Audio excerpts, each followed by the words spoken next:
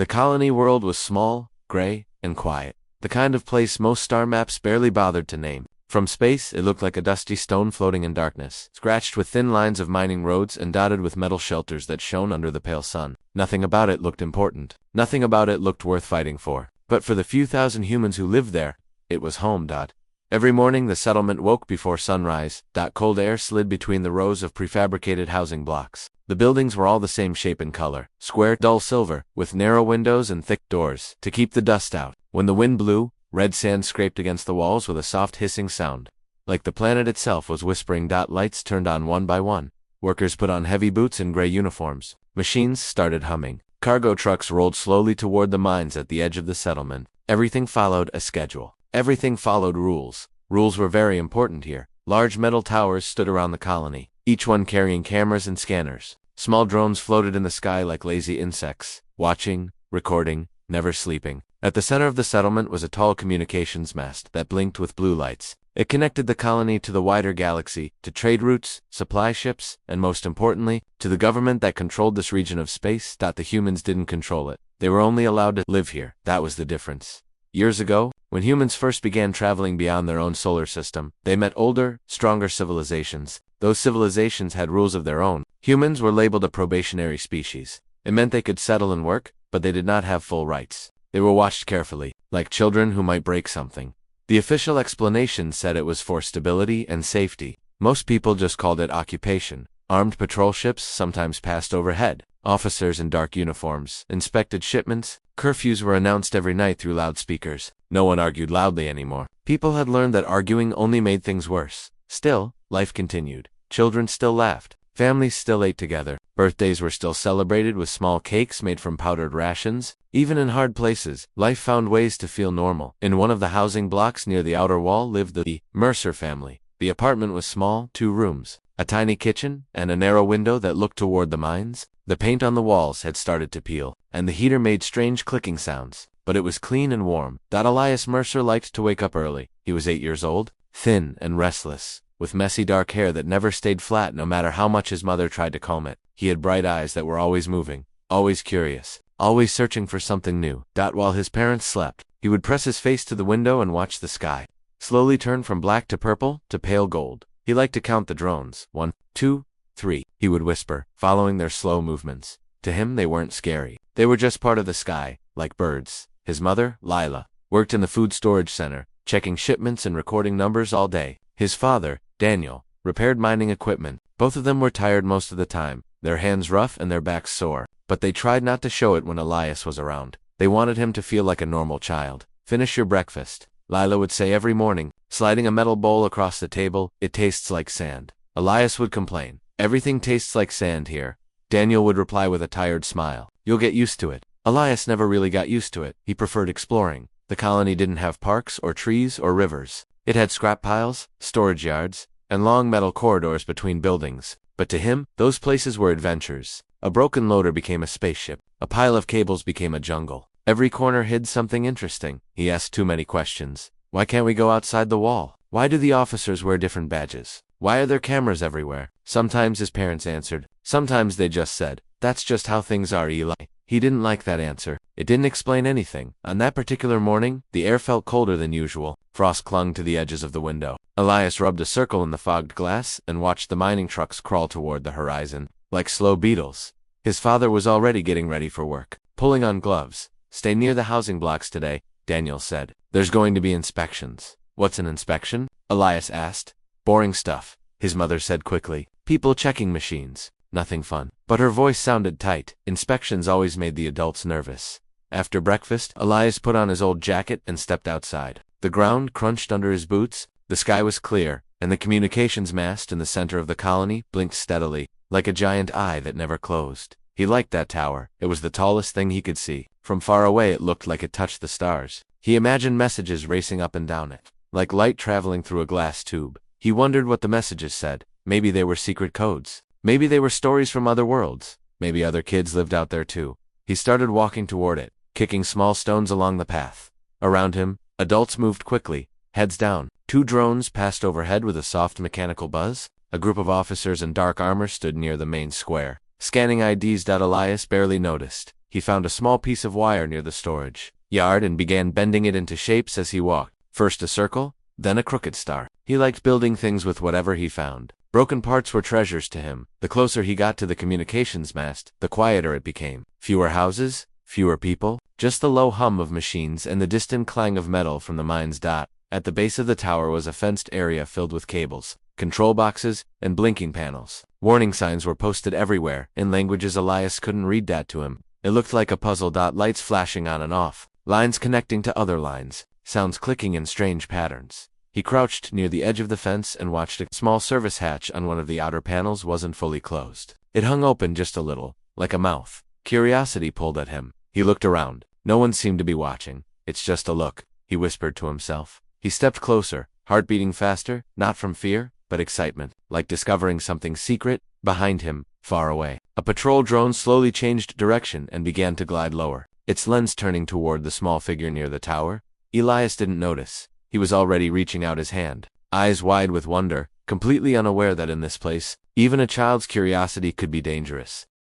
The service hatch was lighter than Elias expected. When he pulled it, it opened with a soft metallic click. Inside were small wires, blinking lights, and a narrow panel that glowed blue. Warm air came out, carrying the smell of metal and dust. To Elias, it didn't look dangerous at all. It looked interesting. He leaned closer, resting his hands on the edge, staring at the lights as they blinked in patterns. 1, 2, pause. 3 quick flashes, then dark again. It felt like the machine was talking. Hello, he whispered jokingly, as if it could hear him. He took the small bent wire from his pocket and gently poked at the empty space near the corner, not touching anything important, just pretending he was showing the machine how to work. He liked pretending he was an engineer like his father. Behind him, the drone lowered silently, its single glass eye focused. A thin red line scanned across his body. A soft tone sounded almost polite. Illy froze and looked up. The drone hovered only a few meters away. Now, oh, he said quietly. He wasn't scared yet. Drones were everywhere. Sometimes they just checked IDs and flew away. But this one didn't leave. It made another sharper sound, like a warning. Before Elias could step back, a voice came from the drone's speaker, cold and flat.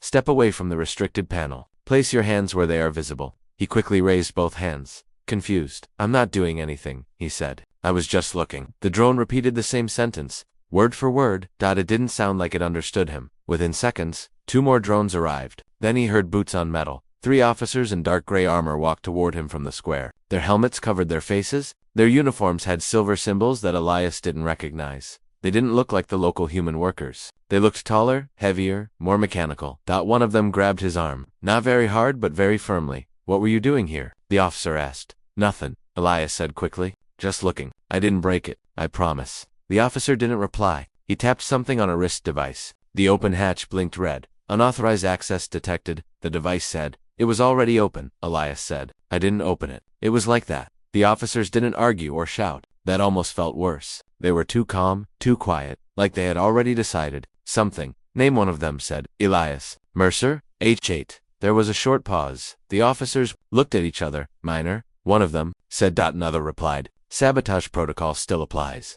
Facility classification level 3. Elias didn't understand any of the words. Can I go home? He asked. My mom will worry. Instead of answering, the officer pulled a thin metal band from his belt and locked it around Elias's wrists. It wasn't painful, but it was tight. Hey, Elias tried to pull back. Why are you doing that? I didn't do anything. Remain still, the officer said. His voice had no anger, no kindness, just empty. They guided him toward a transport vehicle parked nearby. The door slid open with a hiss. Please, Elias said, his voice shaking now. I just want to go home. But the officers didn't respond.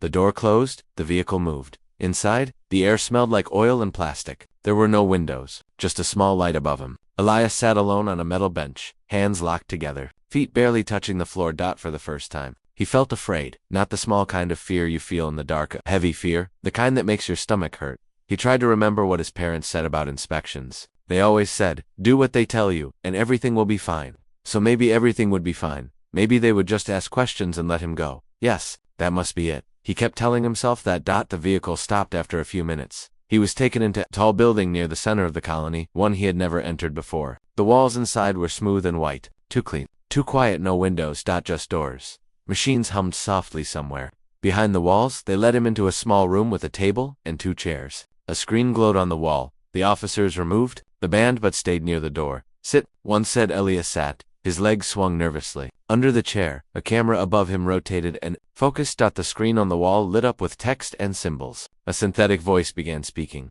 Incident report. Unauthorized contact with primary communications, infrastructure. Timestamp 0842. Subject identified as human juvenile. Possible sabotage attempt? Nope, Elias said quickly. I didn't sabotage anything. I don't even know what that means. The voice continued, ignoring him. Security breach classification. Critical. Penalty under regional law? Capital enforcement? Elias blinked. He didn't understand what's capital. He asked softly. No one answered. The screen began showing footage, him walking near the tower, opening the hatch, touching the panel with the wire. From the drone's point of view, it looked suspicious. Like he was trying to break something, but he wasn't. He wanted to explain. I was just playing, he said. It was already open, I swear. One officer typed something into his device. Statement recorded, he said. That was all. No one asked more questions. No one called his parents. No one checked anything else. It felt less like a conversation, and more like a machine finishing a task. After a few minutes, the screen displayed a final line. Judgment confirmed. The words meant nothing to Elias, but the officers suddenly stood straighter. One of them spoke into a communicator.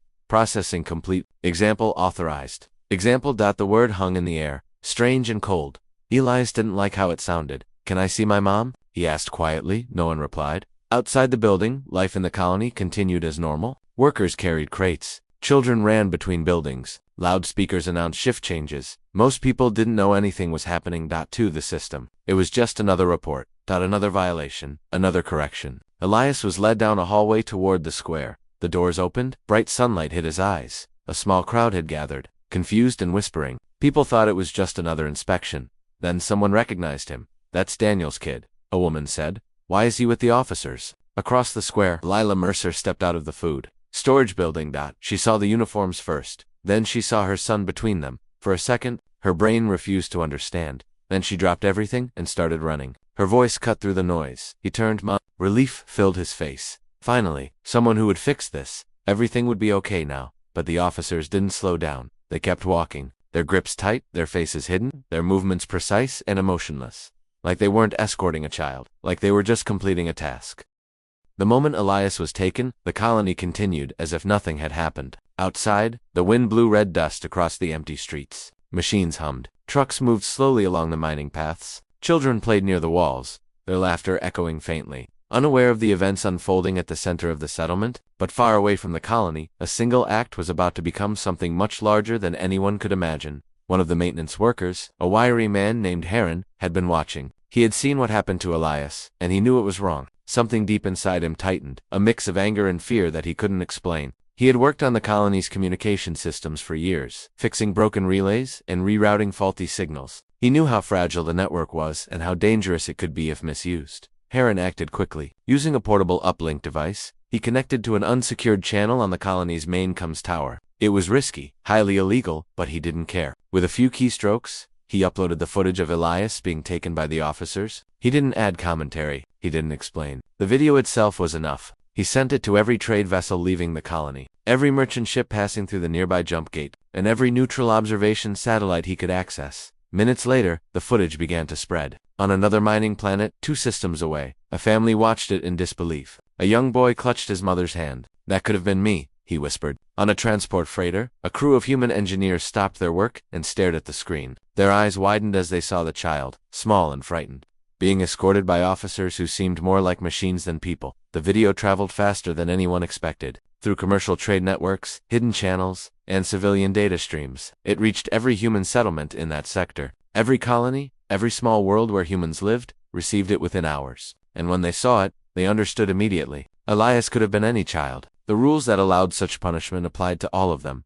The impact was electric. Families gathered around communication consoles. Workers abandoned their tasks. Parents held their children closer, whispering assurances they didn't feel. The outrage grew not because of politics or economics, but because of the undeniable humanity of what they had seen. A child, completely innocent, had been treated as a criminal. In the corporate-controlled newsrooms of nearby trade hubs, reporters debated what to broadcast. Some hesitated, fearing the authorities' reaction. Others, seeing the public outcry, realized that hiding the truth was impossible. The footage had already leaked too far. The story would spread, whether they wanted it to or not.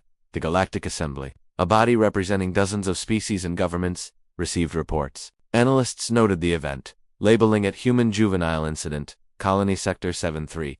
Diplomatic memos were written, ambassadors argued. It was standard enforcement, some claimed. No legal violation occurred. Others, mostly human representatives, demanded immediate action, an investigation, sanctions, accountability. But the government controlling the colony refused to budge. They maintained that the child had violated secure systems and that protocol demanded enforcement. To them, it was a simple matter of law. To the human population, it was murder. Protests began spontaneously across settlements. In some places, people gathered in the streets, holding banners that simply said, "Not our children." In others, workers walked out of factories, leaving the machines idle. Pilots refused to carry government shipments. The outrage wasn't organized at first. It was instinctive, raw, and emotional. The human colonies were uniting in a way that hadn't happened before. Military leaders began paying attention. Human defense fleets, often scattered and uncoordinated, started mobilizing quietly. Orders were given to move ships into strategic positions. Weapons systems were readied, not for immediate attack, but for protection.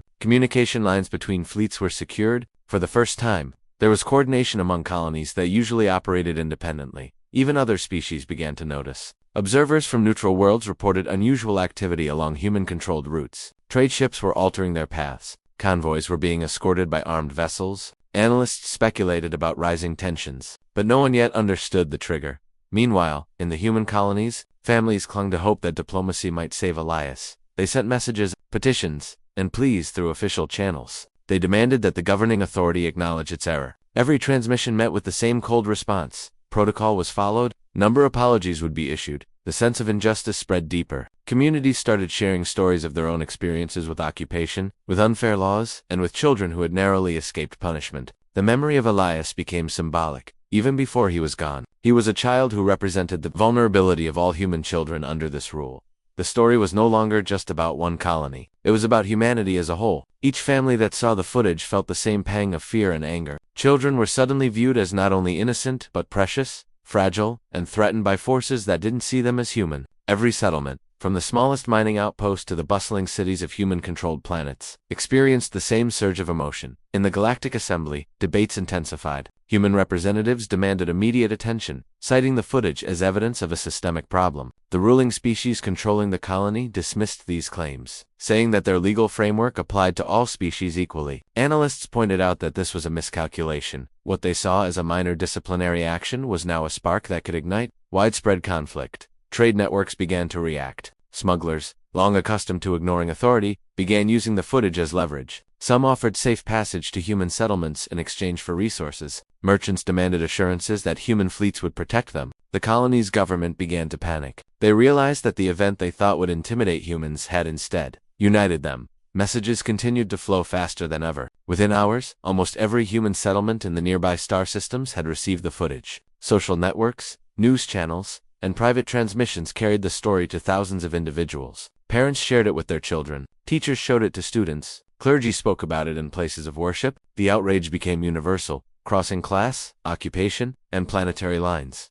Analysts watching from the government side tried to calculate the potential fallout. They had never anticipated that a single child's capture could ripple through so many colonies. Their models, which accounted for trade, fleet movements, and political stability, all indicated increasing instability. But it was too late. The human response was already moving faster than any model could predict. The first organized protests began to appear in major human settlements. Citizens demanded justice, transparency, and accountability. Demonstrations in trade hubs caused delays in shipments. Workers refused to participate in operations controlled by the governing species. Activists circulated petitions calling for intervention by neutral worlds. The human population, which had long felt powerless, suddenly discovered a collective strength. At the same time, within the human defense fleets, leaders made careful calculations. Ships were moved into protective positions near vulnerable colonies. Supply lines were reinforced. Weapon systems were brought online. While no shots had yet been fired, the fleets were ready. The military preparations were both defensive and symbolic, a warning to the occupying government that humans would not tolerate harm to their children. In the midst of all this, the colony itself remained unaware of the scale of what was happening. The workers still carried crates, children still played in the dusty streets, and officers continued their rounds. Only a few realized that one small action, the capture of a single child, had started something far bigger.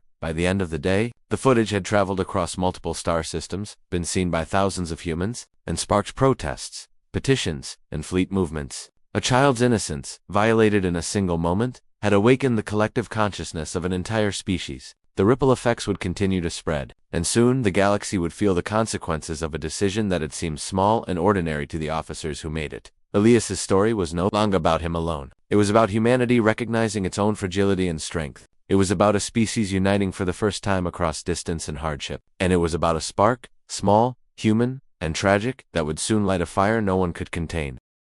The colony had no idea that their small world was at the center of something far larger than themselves. Inside the central command building, the officers moved quickly, but the calm efficiency they thought they had maintained was slipping. Screens flickered with incoming reports from nearby systems, showing unusual traffic patterns, ship movements, and intercepted communications. The governing authorities could not understand how a single child could trigger such activity across the sector. To them, it was supposed to be a warning, a demonstration of law and order, not a spark for rebellion. By now, the footage of Elias being taken had spread across multiple human colonies and trade networks. It was no longer just an emotional story. It was a rallying point. Colonies that had been distant and disconnected were now communicating, sharing resources, and coordinating responses. Human fleets, previously scattered and disorganized, began moving with purpose. Commanders issued orders to secure trade routes, protect vulnerable outposts, and monitor patrol ships of the ruling government. The first signs of serious reaction appeared on long-range scanners. Human ships were emerging from hidden jump points near the colonies, moving into strategic positions around supply lines and trade corridors.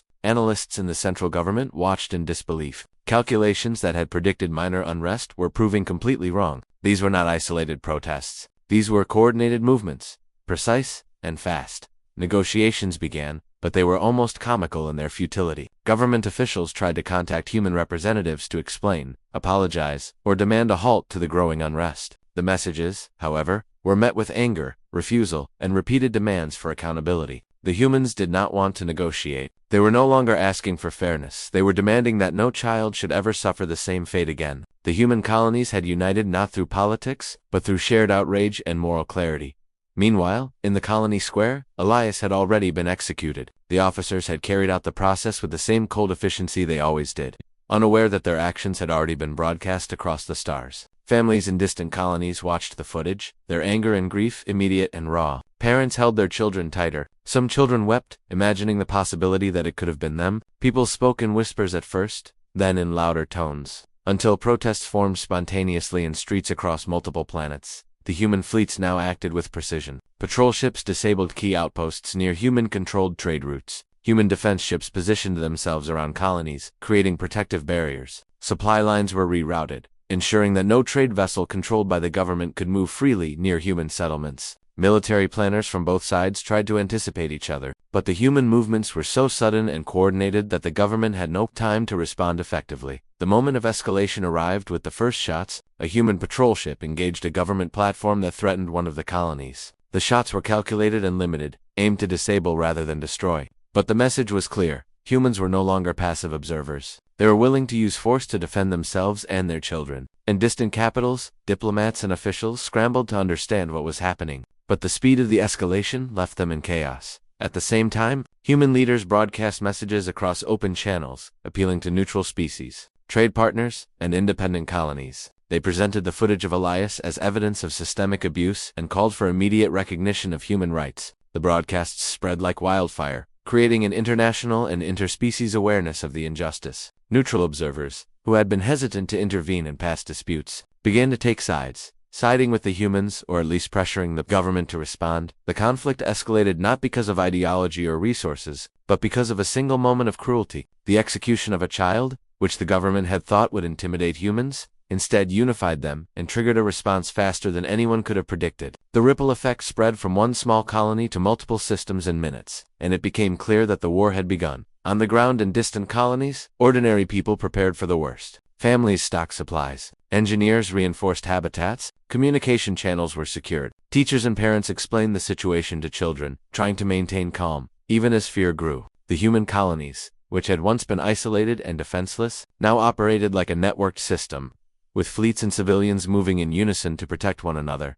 Government analysts tried to calculate the timeline. It was astonishing. Within 12 minutes of the video spreading, the first human ships had already engaged defensive positions. Within an hour, multiple systems were mobilized. Within a day, trade routes were disrupted, colonies were fortified, and the first casualties had occurred. The speed and efficiency of the human response shocked every observer. What was supposed to be a minor enforcement action had turned into the opening act of a war.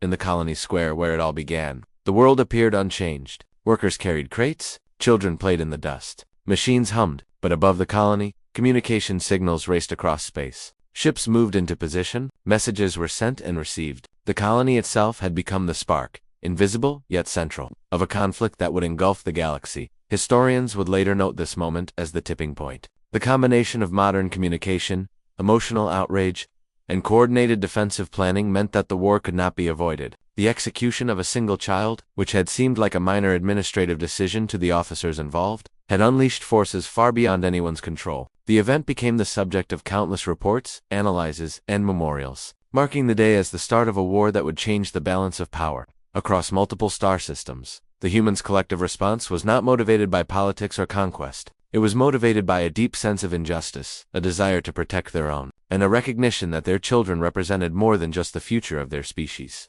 They represented the humanity of their society. Every action taken in the hours following the execution was deliberate, precise, and moral. The coordination of fleets, the protective measures, and the communication with allies demonstrated a level of organization that surprised even the humans themselves. The galaxy was at war. Battles had begun in distant sectors. Diplomatic channels were overwhelmed. Trade had been disrupted. Neutral parties were watching closely, some preparing to intervene. And through it all, the memory of Elias Mercer, the child whose curiosity had been punished so cruelly, remained the symbol and catalyst of the conflict. The story of this day, and the minutes that followed, would be told over and over, not because it was a grand battle or a heroic victory, but because a small, innocent human child had been executed, and in doing so, had sparked a war that no one could ignore. The galaxy remembered the sequence not in terms of politics or strategy, but in terms of the human capacity for outrage, unity, and swift action when faced with injustice. In the end, the lesson was simple but profound. Empires could be toppled not only by armies or weapons, but by a single act of cruelty that mobilized an entire species. Elias's death became both a tragedy and a turning point, a moment when the ordinary and the innocent collided with the extraordinary and the powerful, creating consequences that would echo across the stars for generations. Years had passed since that terrible day on the small colony where Elias Mercer's life was taken. The galaxy had changed in ways no one could have imagined when a single moment of cruelty became the spark for a vast conflict. Entire governments had fallen, borders had shifted, trade routes were redrawn. Military powers that had once seemed unshakable had been humbled by the sheer force of unified human outrage. And through it all, the memory of a single child, small, innocent, and curious, remained at the heart of the story. Elias's parents, Lila and Daniel, had survived the early chaos of the war, though their lives had been forever altered. The grief of losing their son was a heavy shadow, one that followed them every day, but they had channeled their pain into action. They traveled between colonies, speaking to families, governments, and diplomats, advocating for children's rights and the importance of legal protections. Their message was simple but powerful. No child should ever suffer as Elias had. In the years following the war, the human colonies came together like never before. They rebuilt cities and towns destroyed during the initial conflicts. They formed interstellar councils to coordinate trade, defense, and diplomacy. But more importantly, they created systems to prevent injustice, to ensure that the horrors Elias faced would not happen again. Schools taught children about the importance of fairness, curiosity, and vigilance. Families shared the story of Elias, not to scare, but to remind everyone of the value of life, the fragility of innocence, and the dangers of blind authority. A memorial foundation was established in Elias's name. The foundation's mission was to protect human settlements, support the welfare of children across the galaxy, and advocate for justice in every world where humans lived. Its headquarters were on a quiet planet far from the old colony, surrounded by forests and rivers that humans had created through careful terraforming. The walls of the foundation were covered with images of children from every human colony, a living reminder of the lives that had inspired the movement. Lila and Daniel worked tirelessly with a small team of volunteers, diplomats, and educators. Every day they received letters from children, parents, and even young soldiers who wanted to make a difference, who wanted to ensure that Elias's story was not forgotten. Back on the original colony, the place where Elias had lived and died had been rebuilt. The mining operations continued, but the central square, the site of his capture and execution, had been transformed. A simple, elegant plaque now marked the spot. It bore only his name, Elias Mercer, nothing else. No grand inscription, no official ceremony, just his name. A quiet reminder to every passerby that life, even small and fragile, mattered. Children came to the square, often leaving small flowers or toys near the plaque. They didn't fully understand the war or the politics behind it, but they understood Elias's innocence. They understood that his life had mattered. Historians later described Elias's death as the spark of the largest war in recorded galactic history. They wrote papers, created documentaries, and held conferences analyzing the events. Yet every historian acknowledged the human truth at the heart of the story. A child had been executed, and in the instant of that act, a species had been awakened. The conflict was no longer merely about power, politics, or resources. It was about justice, humanity, and the instinct to protect the innocent. Every analysis returned to the same point. Empires could fall, wars could ignite, not because of strategy or conquest, but because someone had been denied compassion. The aftermath of the war was complicated. While many governments collapsed, new coalitions emerged. Humans gained recognition, rights, and autonomy across the galaxy. Diplomatic channels were reformed to include human voices in decisions that affected entire sectors. Peace treaties included clauses protecting civilians and children from unnecessary harm. Colonies that had once been isolated were now part of interconnected networks, sharing knowledge, technology, and culture. And everywhere, the story of Elias was remembered, quietly guiding policies and reminding leaders that even small actions could have enormous consequences. Despite the galactic scale of the changes, the personal impact of Elias's life and death was felt in every human family. Parents told their children to be curious, but also to be careful. Teachers reminded students that their actions, however small, could affect many others. Children played, laughed, and explored, yet they were taught the importance of empathy, fairness, and courage. Elias had become more than a memory. He had become a symbol not of tragedy alone, but of the power of innocence to inspire change. Leela and Daniel often visited the rebuilt colony. They walked among the children who played where their son once had. They spoke with families who had lived through the early chaos. They saw young adults who had grown up knowing Elias's story, who had learned from it and wanted to make the galaxy a better place. Sometimes, when the wind blew the red dust across the square, it reminded them of the day they lost their son, and their grief was fresh again. But they also felt hope. Hope that Elias's life, brief and stolen, had changed countless lives for the better. The galaxy itself seemed to carry the memory. Human colonies shared technology and knowledge in ways that had never been possible before. Trade networks were safer. Military strategies were revised to protect civilians. Policies were rewritten to prevent abuses. Even alien civilizations, once indifferent or hostile to human concerns, recognized that something profound had occurred. A species had unified in response to an injustice, and their unity had changed the balance of power in the galaxy. In quiet moments, Lila would think of Elias staring out the window of their small apartment, counting drones in the sky. She imagined what he might have seen in those last moments of innocence. The curiosity that had led him to the communications tower had sparked a chain of events beyond anyone's imagination. That same curiosity, she realized, lived on in every human child who now explored the colonies. In every young mind inspired by Elias's story to ask questions, to challenge injustice, and to act with courage. Daniel often reflected on the practical changes that had occurred. Systems of governance were restructured. Interstellar law now included protections for juveniles and non-citizens, and interspecies agreements acknowledged the importance of morality alongside politics. What began as grief had been transformed into action. What began as punishment had created a movement, and the small, quiet actions of ordinary people, maintaining networks, spreading information, protecting communities, had all contributed to the new order. Through memorials, education, diplomacy, and everyday life, the galaxy remembered Elias. He was not remembered as a political figure or a soldier, but as a child, a human child whose life, taken too soon, reminded an entire species of its responsibility, its power, and its humanity. Parents, educators, leaders, and historians told his story, again and again,